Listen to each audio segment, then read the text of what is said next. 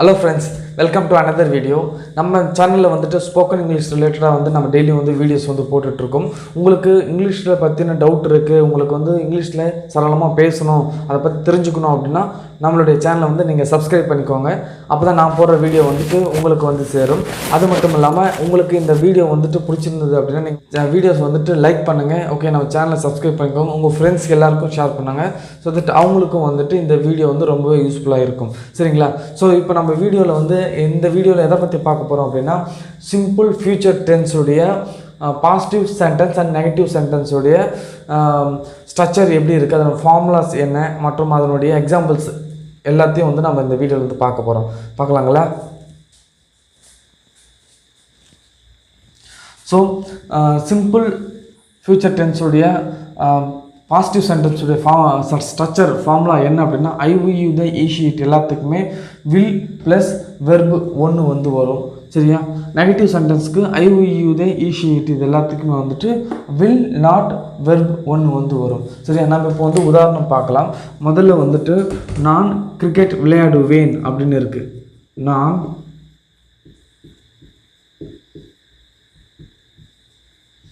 Cricket விளையாடுவேன் future tense. நான் cricket விளையாடுவேன் அப்படின்னு நம்ம இருக்குது தமிழில். இது எப்படி நம்ம இங்கிலீஷில் மாற்றுறது அப்படின்னா முதல்ல நான் அப்படின்றது சப்ஜெக்ட், விளையாடுவேன்ன்றது வெர்பு, கிரிக்கெட்ன்றது ஆப்ஜெக்ட்ன்றது பிரிச்சிடணும். முதல்ல எப்படி எழுதணும்னா நான்னா என்னது ஐ.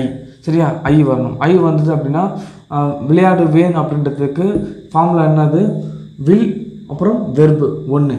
சரியா? ஐ பக்கத்தில் வில் போட்டுக்கணும். இந்த வில் அப்படின்றது என்ன அப்படின்னா அது வந்து ஆக்சுவலரி வெர்ப்ஸ்ன்னு சொல்லுவாங்க. இந்த ஆக்சுவலரி வெர்ப் தான் வந்து நம்ம இதுக்கு முன்னாடி பார்த்த டூ, டிட்டு, அப்புறம் டஸ் இந்த மாதிரி வார்த்தைகள். அது இல்லாமல் ஆமு, ஆரு, ஓகே, ஆம், ஆரு, ஈஸ், ஓகேங்களா? இதுக்கப்புறம் பார்க்கக்கூடிய ஆவ், ஆஸ், ஆட் இந்த மாதிரி சின்ன சின்ன வெர்புகள்லாம் இருக்கும். இதெல்லாம் துணை சொற்கள் அப்படின்னு சொல்லுவாங்க. சரிங்களா? ஆக்சுவலரி வெர்ப்ஸ், ஓகேங்களா? வினைச்சொற்கள், துணை வினைச்சொற்கள்னு சொல்லுவாங்க. ஸோ இதில் வந்து அதுதான் வந்து நம்ம யூஸ் பண்ணுறோம். சரிங்களா? ஸோ இப்போ வந்து பார்த்தோன்னா நான் கிரிக்கெட் விளையாடுவேன் அப்படின்னு இருக்குது. I will play cricket. I will play cricket. நான் கிரிக்கெட் விளையாடுவேன் அப்படின்னு இருக்குது. ஸோ இது வந்து பார்த்திங்கன்னா பாசிட்டிவ் சென்டென்ஸ். இது எப்படி நம்ம நெகட்டிவ் சென்டென்ஸாக மாற்றுது அப்படின்னு பார்த்திங்க அப்படின்னா முதல்ல தமிழுக்கு வந்து நம்ம இந்த வார்த்தையை வந்து நம்ம தமிழில் வந்து நெகட்டிவாக மாற்றணும். எப்படி மாற்றுது அப்படின்னா நான் கிரிக்கெட் விளையாடுவேன் அப்படின்னு இருக்கு இல்லையா, நான் கிரிக்கெட் விளையாட மாட்டேன் அப்படின்னு சொல்லணும். நான் கிரிக்கெட் விளையாட மாட்டேன்.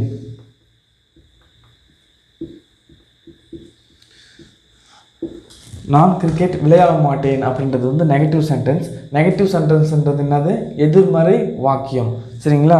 ஸோ பாசிட்டிவ் சென்டென்ஸ் அப்படின்றது உடன்பாட்டு வாக்கியம், நெகட்டிவ் சென்டென்ஸ்ன்றது எதிர்மறை வாக்கியம். எதிர்மறைன்றது ஒன்றும் இல்லை, எல்லாமே இல்லை இல்லை இல்லை அப்படின்னு சொல்கிறது வந்து எதிர்மறை வாக்கியம். ஸோ இங்கே நான் கிரிக்கெட் விளையாட மாட்டேன் அப்படின்றது எப்படி நம்ம இங்கிலீஷில் மாற்றணும் அப்படின்னா நான் அப்படின்றது சப்ஜெக்டு ஐ, ஓகே, விளையாட மாட்டேன் அப்படின்றதுக்கு விளையாடு அப்படின்றது ப்ளே. ஸோ நெகட்டிவ் சென்டென்ஸில் என்ன வரும்னா வில் நாட் அப்படின்றது தான் வந்துட்டு மாட்டேன் அப்படின்ற மாதிரி அர்த்தம். ஸோ ஐ வில் நாட்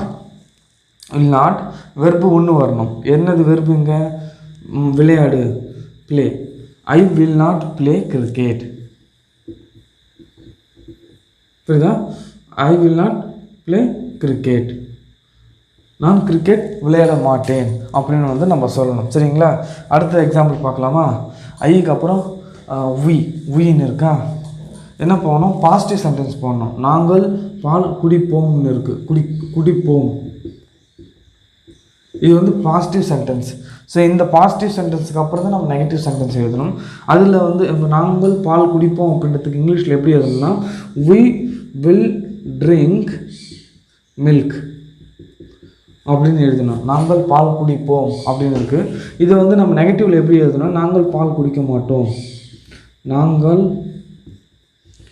பால் குடிக்க மாட்டோம்.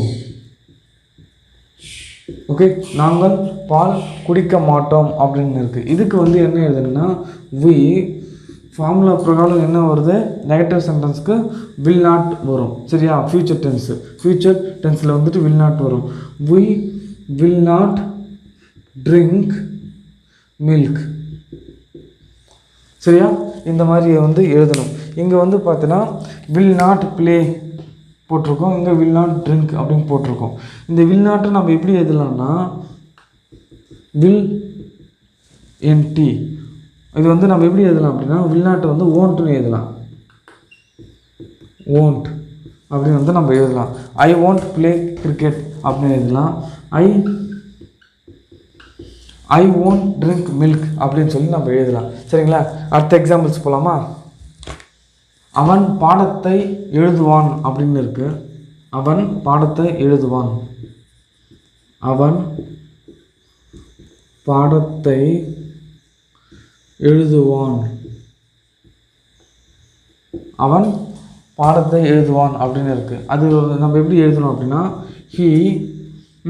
he will write lesson. So அவன் அப்படின்னா சப்ஜெக்ட்டு, அது வந்து சப்ஜெக்ட் வந்து he.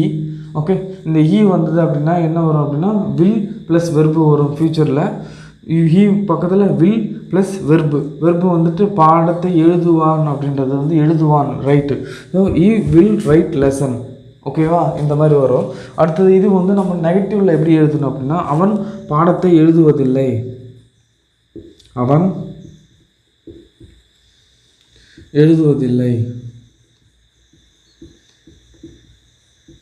அவன் பாடத்தை எழுதுவதில்லை அப்படின்னு இருக்குது. இது வந்து நம்ம எப்படி இங்கிலீஷில் எழுதணும் அப்படின்னா ஃபஸ்ட்டு அவன் he எழுதுவதில்லை அப்படின்றது எப்படி வரும் அப்படின்னா will not வெர்பு ஒன்று வரும். ஸோ எழுதுவதில்லை அப்படின்றது வந்து எப்படி வரும் அப்படின்னா will not வெர்பு வந்து வரணும். will not வெர்பு வந்துட்டு எழுதுவதில்லை, right. he will not write lesson அப்படின்னு வரும். புரியுதுங்களா? ஓகே, அடுத்த எக்ஸாம்பிள் போகலாமா? அவள் பாட்டு பாடுவாள் அப்படின்னு இருக்குது ஒரு சென்டென்ஸ். இதை வந்து நம்ம எப்படி இங்கிலீஷில் எழுதலாம் அப்படின்னா அவள். சரியா, அவள்னா ஷீ சப்ஜெக்டு, பாடுவாள் அப்படின்றது வெர்பு. ஸோ இந்த இடத்துல ஃபியூச்சர் டென்ஸ்ன்றதால வில் வெர்பு வரும். She will sing song. She will sing song. Okay, அவள் பாட்டு பாடுவாள் அப்படின்னு இருக்குது. இதை வந்து நம்ம நெகட்டிவ் வேர்ட்ஸில் வந்து எப்படி நெகட்டிவ் சென்டென்ஸில் எப்படி சொல்லணும் அப்படின்னா அவள் பாட்டு பாடமாட்டாள்.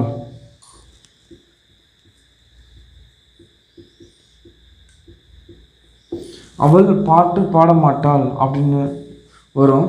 ஸோ அதுக்கு வந்து நம்ம என்ன பண்ணோம், she will not sing song. She will not sing song அப்படின்னு வந்து வரும். ஸோ ஒரே ஒரு கரெக்ஷன் இங்கே என்ன அப்படின்னா அவன் பாடத்தை எழுதுவான்னு இருக்குல்ல, இந்த இடத்துல அவன் பாடத்தை எழுத மாட்டான்னு வரணும். தமிழ் தப்பாக சொல்லிட்டோம். அவன் பாடத்தை எழுத மாட்டான் அப்படின்னா தான் he will not right lesson அப்படின்னு வரும். சரிங்களா? ஸோ இந்த வீடியோவில் வந்து நம்ம என்ன பார்த்துருக்கோம் அப்படின்னா ஃபியூச்சர் டென்ஸ், சிம்பிள் ஃபியூச்சர் டென்ஸில் வர வார்த்தைகளை வந்து நம்ம எப்படி வந்து எழுதணும், ப்ராப்பராக எப்படி அதை படிக்கணும், பாசிட்டிவ் சென்டென்ஸ் மற்றும் நெகட்டிவ் சென்டென்ஸ், உடன்பாட்டு வாக்கியம், எதிர்மறை வாக்கியத்தில் வந்து எப்படி வந்து நம்ம சொல்லணும் அப்படின்றத வந்து நம்ம இந்த வீடியோவில் வந்து பார்த்துருக்கோம். உங்களுக்கு எந்த டவுட் இருந்ததுன்னா நீங்கள் கமெண்ட்டில் சொல்லுங்கள். இந்த வீடியோ வந்து பிடிச்சிருந்ததுன்னா நீங்கள் லைக் பண்ணிக்கோங்க, நம்ம சேனலை வந்துட்டு சப்ஸ்கிரைப் பண்ணிக்கோங்க. அப்போ தான் நான் போகிற வீடியோ வந்து உங்களுக்கு வந்து சேரும். சரிங்களா? மறுபடியும் அடுத்த ஒரு வீடியோவில் பார்க்கலாம். நன்றி.